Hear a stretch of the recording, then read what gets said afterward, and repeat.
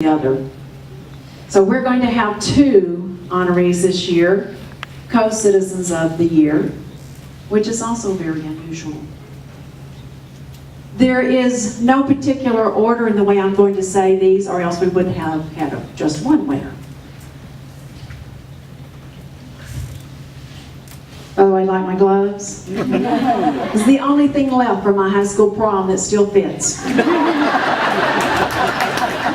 And by the way, there's only one button out of the three that's buttoned.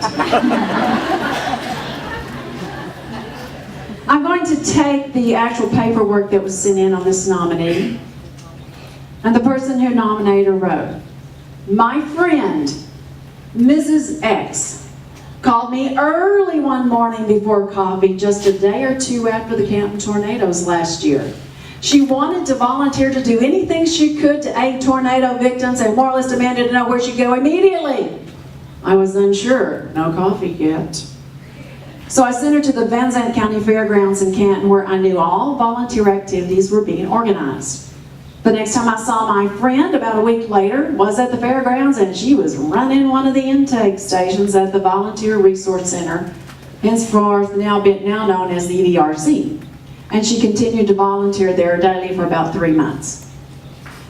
Mrs. X is a retired elementary teacher, and teachers know how to get things done. And any teachers here say? Amen. Thank you.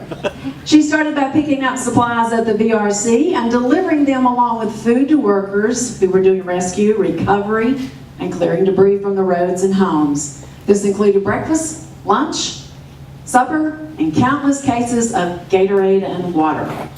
On our return from the field to the VRC in Canton, she brought lists of needed things to take for the next trip out. And during the first weeks of recovery, she noticed that many workers were not signing in as instructed because this was needed for FEMA.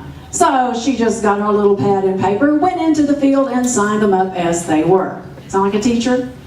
Yeah, pretty muchly. As that immediate need slowed a bit, she started signing in volunteers at the VRC and directed them to where they were to be assigned for the day. She also began to take information to start case files for victims of the storm, put that into the system, and coordinated cases. She told me basically that she would do whatever was needed. She didn't want to be a leader, just a volunteer, just a worker.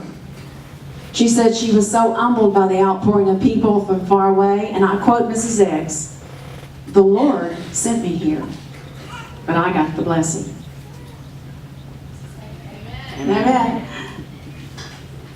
This is a cue. Somebody knows what that is, right? Move this way.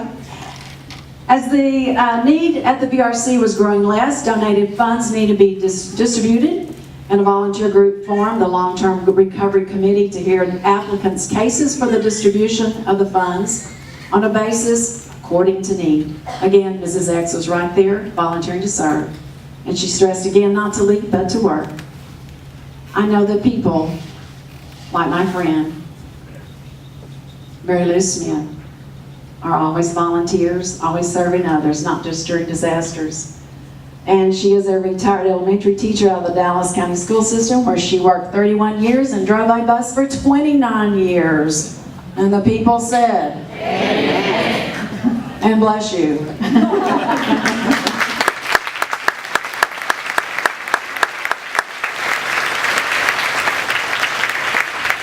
She commuted part of that time from her ranch home just outside of Canton, and while teaching, she won the Dallas Maverick Teacher Recognition, which included a $1,000 prize for her school. She's a lifetime member of the PTA organization and was in the Dallas Fire Auxiliary when her husband was an active firefighter. So I am proud and honored to present this Co-Citizen of the Year to Mary Lou Smith. And the people said,